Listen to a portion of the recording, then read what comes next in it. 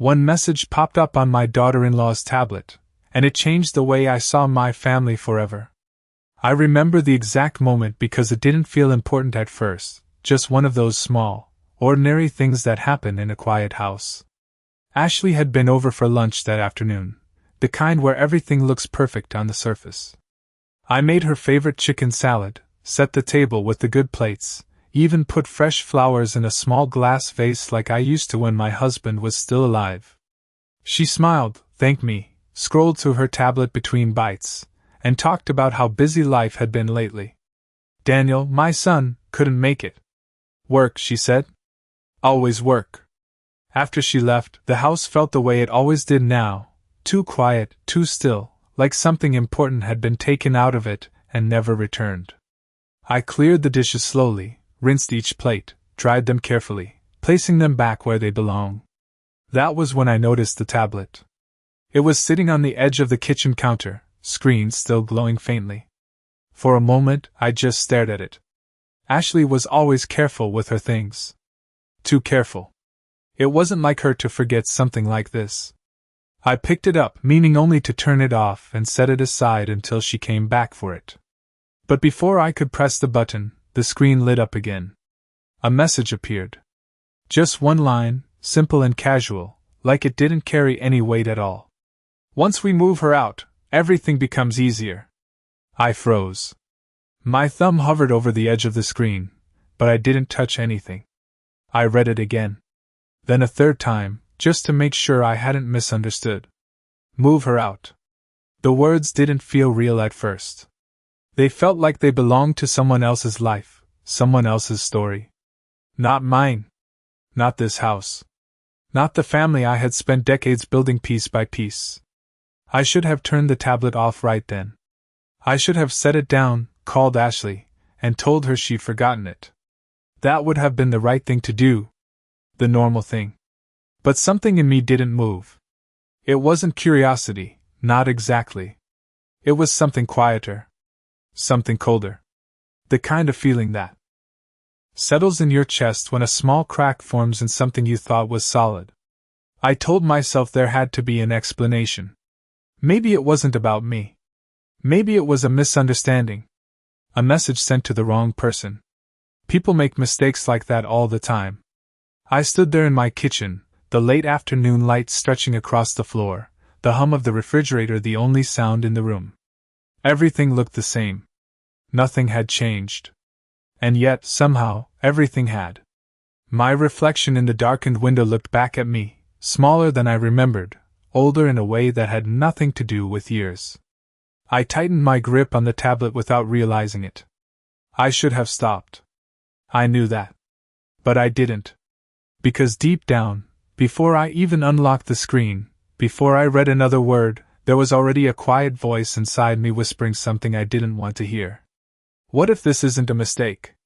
I do not know how long I stood there reading because time stopped behaving the way it normally does, stretching in some places and disappearing entirely in others.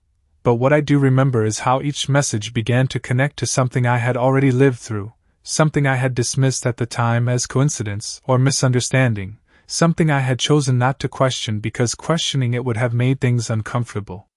Now, standing in my own kitchen with that tablet in my hands, those moments came back one by one, clearer than they had ever been before. I remembered the afternoon Ashley had suggested that I should not be handling my finances alone anymore, the way she smiled when she said it, soft and careful, as if she was doing me a kindness. At the time, I had nodded and thanked her, even though I had been managing everything just fine for years. I told myself she was only concerned. I remembered the weekend Daniel came by and casually mentioned that the house might be too much for me now, too many rooms, too much upkeep, too many stairs. He had said it while looking around the living room, not at me, as if he was already imagining something else in its place. I had laughed lightly and told him I liked having the space. He did not argue. He just changed the subject. Back then, I thought he was being respectful. Now I wondered if he had already decided it was not his decision to argue at all. I scrolled further through the messages, my mind pulling these memories forward without asking, fitting them into the spaces between each line of text. Every small comment, every suggestion, every gentle push I had ignored began to look different. They were not isolated moments. They were steps. Carefully placed, one after another, leading to something I had never seen coming because I had never thought to look for it. There was a message from one of the unknown names about contacting a real estate agent, about listing options and timing. Another about evaluating the property, using words that sounded clinical and distant, as if they were discussing something that did not hold a lifetime of memories inside its walls. And then Ashley again, reassuring, calm, certain. She trusts us. We just have to approach it the right way. I felt something shift in my chest when I read that, not sharp or sudden, but steady, like a door closing quietly behind me. Trust. I had given it freely, without conditions, without hesitation, because that is what you do when you believe you are surrounded by family. I had never imagined it could be used as part of a plan. I lowered the tablet slightly, just enough to look around the kitchen again, at the same cabinets, the same table, the same small details that had always made this place feel like mine. Everything was exactly where it had always been, and yet I could not look at it the same way anymore. The house did not feel different, but I did. The certainty I had carried for so many years, the quiet belief that my place in this family was secure, had begun to dissolve, not all at once, but piece by piece, with every word I had read. I lifted the tablet again, not out of hesitation this time, but because I needed to understand how far this went, how much of my life had already been decided without me even knowing. And somewhere in the back of my mind, beneath the weight of everything I was seeing, a single thought settled in with unexpected clarity. If they had been planning this for so long, then they believed I would never see it coming. And that, more than anything else, was the part they had gotten wrong. The messages did not stop where I expected them to, and that was the part that unsettled me the most because I had assumed there would be a clear point where the planning ended and real life began. But instead it all blended together in a way that made it impossible to separate intention from action. I scrolled further down and noticed dates attached to the conversation, weeks turning into months, conversations that had been happening quietly while I went about my days believing everything was as it had always been. There were references to appointments I did not know about, calls that had already taken place, decisions that had already been made. One message mentioned a consultation with someone about senior living options, phrased carefully as if it were a simple inquiry, nothing more than gathering information. Another talked about reviewing my accounts, making sure everything was organized before any transition happened. The word transition appeared more than once, each time carrying the same quiet weight, as if it were meant to soften something that was anything but gentle. I paused when I saw a message that included my name directly, not just her, but Margaret, written plainly in a sentence that felt strangely detached. Margaret has always been independent, but we need to guide her towards something safer. I read that line slowly, letting each word settle, trying to understand how concern and control could exist so closely together without ever sounding like either one completely. It was not the kind of language people use when they are unsure. It was the language of people who had already decided the outcome, and were simply arranging the steps to get there. I could feel my grip tighten slightly around the tablet, not out of anger but out of a growing awareness that this was not a conversation that had just begun. This was something that had been building quietly, piece by piece, while I remained outside of it. I thought about the last time Daniel had hugged me before leaving, the way he had hesitated for a brief second, as if there was something he wanted to say but chose not to. I had noticed it then, but I had not questioned it. Now it felt different, like a moment that belonged to this plan instead of to me. I continued reading, and the details became more specific, more deliberate. There was mention of timing things around my routine, choosing a moment when I would be receptive. As Ashley put it, a word that sounded polite but felt calculated in a way I could not ignore. Another message suggested presenting everything as a collective decision, something that would make it harder for me to resist because it would feel like everyone was in agreement. I could almost hear the tone they would use, calm and reassuring, explaining what was best for me as if I had already agreed. The realization did not come all at once, but when it did, it settled in completely. They were not just planning to suggest a change. They were preparing to manage my reaction to it. I lowered the tablet slightly again, my eyes moving across the kitchen, taking in the familiar details one more time, but this time I saw something else layered over them, something I had not seen before. Not just memories, but intentions that had been forming quietly around me. I had spent years believing that my role in this family was understood without needing to be questioned. Now I understood something else just as clearly. They had already decided what my role would become. And they had done it without ever asking me. There comes a point when something shifts so quietly inside you that no one else would ever notice it, not from the outside, not from the way you stand or breathe, or even the way you look at them, but everything inside rearranges itself into something new, something that does not fit the person you were just moments before. I felt that shift as I placed the tablet back down on the counter exactly where I had found it, careful to angle it the same way, careful to leave no trace that it had ever been moved. My hands were steady now, more steady than they had been all afternoon, and that was the first thing that told me I was no longer reacting. I was thinking. I stepped back from the counter and looked at the room again, not as someone who belonged to it, but as someone who was seeing it clearly for the first time in a long while. The small details stood out differently now. The chair Daniel used to sit in when he was a boy, the mark on the wall from when we moved furniture years ago, the window above the sink where I had stood countless mornings watching the world wake up.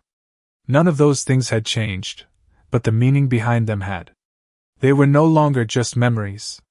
They were evidence of a life I had built, a life that was now being discussed as if it were a problem to solve. I walked slowly toward the hallway, each step measured, not because I was unsure, but because I was choosing to feel everything fully before deciding what to do next. The silence of the house followed me, but it did not feel empty anymore. It felt watchful, as if it were waiting to see what I would become in this moment. I stopped by the small table near the entrance where I kept my keys and mail, and I noticed an envelope I had not opened yet. It was nothing important, just a bill, but the sight of it grounded me in a way I did not expect. Life had been moving forward all this time, ordinary and predictable, while something else had been unfolding quietly beneath it.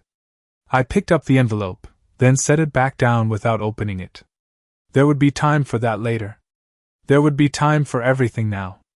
I returned to the kitchen one last time and glanced at the tablet without touching it. It looked harmless again, just another device left behind in a busy day. Anyone else walking into the room would have seen nothing unusual. That thought stayed with me for a moment, longer than it should have, because it made something very clear. They believed I would see nothing unusual. They believed I would accept whatever version of the truth they chose to present to me when the time came.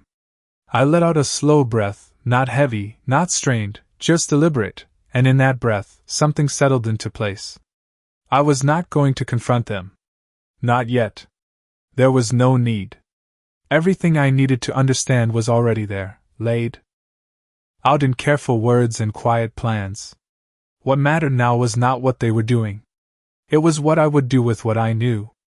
I reached for the light switch and turned off the kitchen light, letting the room fall into a softer shadow as evening began to settle outside.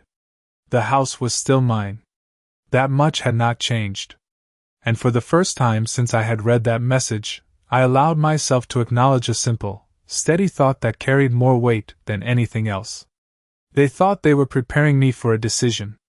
But they had no idea that I had already made one. The decision did not come with a sense of urgency, and that was what surprised me the most because I had always believed that moments like this would feel dramatic, overwhelming, something that would force you to act immediately, but instead it felt quiet and deliberate, as if I had been moving toward it for a long time without realizing it. I walked into the living room and sat down in the armchair by the window, the same place where I used to read in the evenings while my husband watched television, the same place where Daniel used to sit on the floor as a child, building things out of blocks and asking questions about everything he saw. The memories were still there, but they no longer felt like something I needed to hold onto tightly. They felt like something I could look at clearly, without needing them to justify anything in the present.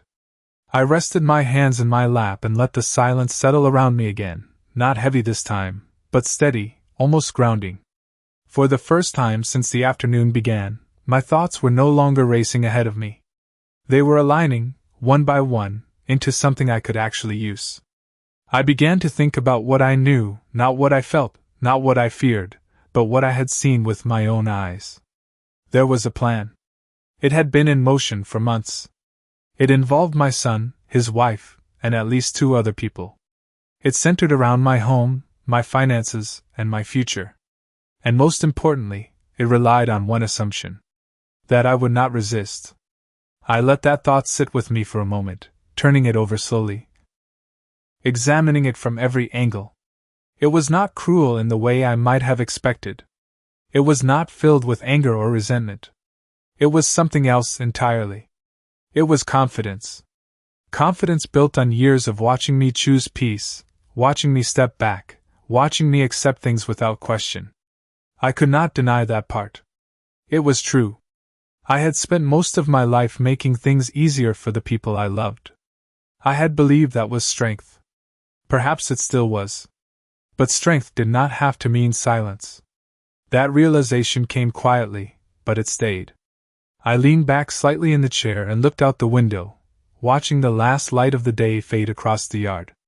The trees moved gently in the evening breeze, the same way they always had, unaffected by anything happening inside this house. There was something steady about that, something that reminded me that not everything changes just because one part of your life does. I thought about Daniel then, not as the man who had written those words, but as the child I had raised, the one who used to come to me when something was wrong, who used to trust me without question. I wondered when that had shifted, when that trust had become something else, something quieter, something that no longer included me in the decisions that mattered. I did not feel anger toward him in that moment. Not yet. What I felt was something more precise. Understanding. Not forgiveness, not acceptance, but clarity. And with that clarity came something else. Direction. I stood up slowly and walked toward the small desk in the corner of the room, the one I had not used much since my husband passed. Inside the top drawer, there were old documents, folders, things I had not needed to look at in years because I had believed everything was already settled. I opened the drawer and looked inside without touching anything yet. There would be time for that. There would be time to review everything carefully, to understand every detail the same way they had. I closed the drawer again and rested my hand on the surface of the desk for a moment. The house was quiet. Nothing had changed on the outside. But inside, something had already shifted. Completely. They believed they were preparing me for a conversation. They believed they would guide me toward a decision they had already made. I let out a slow breath and allowed a small, almost imperceptible smile to form, not out of satisfaction, but out of certainty. Because what they did not understand, what they had never considered, was that I was no longer the person they thought they knew. The next morning did not feel different in the way I expected it to, and that was what made everything feel even more certain, because the world had not shifted to match what I now knew. The sun still rose at the same time, the light still came through the same window above the sink, and the coffee still tasted the same as it always had, but I was not the same person standing there holding the mug. I moved through my routine slowly, deliberately, noticing each small action as if it mattered more than it used to, as if each step was part of something larger that I was only just beginning to understand. I set the cup down, rinsed it, dried it, placed it back on the shelf, and for a moment I let my hand rest there longer than necessary, grounding myself in the ordinary before stepping into something that was anything but. The tablet was still where I had left it the night before, untouched, quiet, waiting. I glanced at it briefly, not with hesitation, but with a kind of acknowledgement, like you would give to something that had already done its job. There was nothing more I needed from it now. I turned away and walked toward the hallway, reaching for my coat even though I did not plan to go far. The air outside was cool, the kind that carries a quiet clarity with it, and as I stepped onto the front porch, I paused for a moment, looking out at the yard that had held so many years of my life.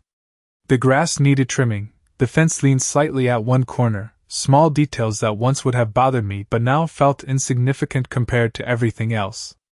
I walked down the short path to the mailbox, not because I expected anything important to be there, but because I needed the movement, the sense of continuing forward. Inside were the usual things: advertisements, bills, nothing out of place, nothing that hinted at what had been unfolding behind closed doors. I gathered them without much thought and returned inside, placing them on the table without sorting through them. My focus was elsewhere now. I moved toward the desk again, the one I had opened the night before, and this time I did not hesitate. I pulled the drawer open and began to go through the documents one by one, not rushing, not skimming, but reading carefully, the way I imagined they had been doing all along. Deeds, account statements, insurance policies, everything that defined the structure of my life in ways I had not needed to question before. I noticed things I had overlooked, details that had once seemed too routine to examine closely. Names, signatures, dates. It was all there, waiting to be understood properly. I set each paper aside in a small, neat stack, organizing them in a way that made sense to me, creating order where there had only been assumption before. At one point, I paused and looked at my husband's name on one of the older documents, the familiar handwriting, the steady signature that had always made me feel secure. I traced it lightly with my eyes, not out of sadness, but out of recognition. He had trusted me to take care of what we had built together. That responsibility had not changed. What had changed was how I would fulfill it. I closed the folder and sat back slightly, letting everything settle into place. This was no longer about reacting to what they were planning. It was about understanding exactly where I stood and what I controlled. The house. The accounts. The decisions that had not yet been made, despite what they believed. I reached for a small notepad and a pen, something I had not used in a long time, and wrote down a single name. The attorney who had handled our affairs years ago, someone I had not spoken to since my husband passed. I looked at the name for a moment, letting the familiarity of it steady me. Then I closed the notepad and set the pen beside it. There was no rush. There was no need to act out of emotion. Everything would be done carefully, step by step, the way it should have been all along. I stood up and walked back into the kitchen, my eyes passing briefly over the tablet once more. It remained exactly where it had been, silent, ordinary, as if it had not changed anything at all. But I knew better now. It had not just shown me what they were planning. It had shown me what they believed about me. And that, more than anything else, was what I intended to change. By the time the afternoon came, everything had already settled into place in a way that felt both quiet and irreversible, as if the decision I had made the night before had been waiting for me long before I ever realized it.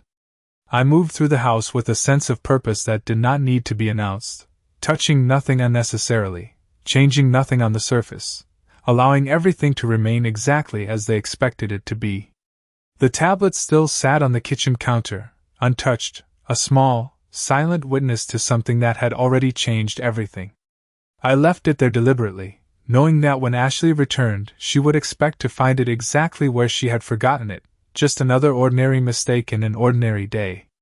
I heard the car pull into the driveway before I saw it, the familiar sound of tires against gravel, followed by the brief pause that always came before someone stepped out.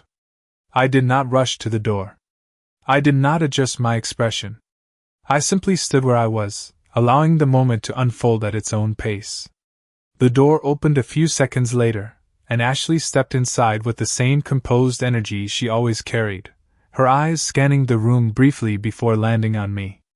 "I think I left my tablet here yesterday," she said, her tone light, almost apologetic, as if it were nothing more than a small inconvenience. I nodded gently and gestured toward the counter. "It is right where you left it," I replied, my voice steady even, giving her nothing to question. She walked past me, her steps confident, reaching for the device without hesitation, without suspicion. For a brief moment, our reflections aligned in the dark screen before it lit up in her hands, and I wondered if she would notice anything different, anything at all. But she did not. She glanced at it quickly, then looked back at me with a small smile. "Thank you. I do not know what I would do without this thing," she said, half laughing, as if it were just another piece of her busy life. I returned the smile, just enough to match hers, nothing more. We all rely on things we do not expect, I said quietly, the words simple, neutral, carrying a meaning she could not hear. She nodded, not really listening, already moving toward the door again, already returning to whatever plans she had waiting for her outside this house. I will see you soon, she added as she stepped out, her voice light, confident, unchanged. I watched her leave without following, standing in the same place until I heard the car pull away and the sound faded completely. The house returned to silence, but it no longer felt the same as it had before. It felt steady, controlled. I walked back to the table and picked up the notepad where I had written the attorney's name earlier that morning. The ink had not faded. The decision had not changed. I sat down slowly and reached for the phone, not rushing, not hesitating, dialing the number from memory as if it had been waiting for me all along. The line rang once, then twice, each second stretching just enough to remind me that this was no longer something imagined, no longer something hidden. When the call was answered, I did not introduce myself immediately. I let the moment settle, just long enough to feel the weight of what I was about to say. Then, in a calm, measured voice that did not waver, I spoke the words that marked the beginning of everything that would come next. "This is Margaret Collins," I said. "I would like to review my estate and make some changes."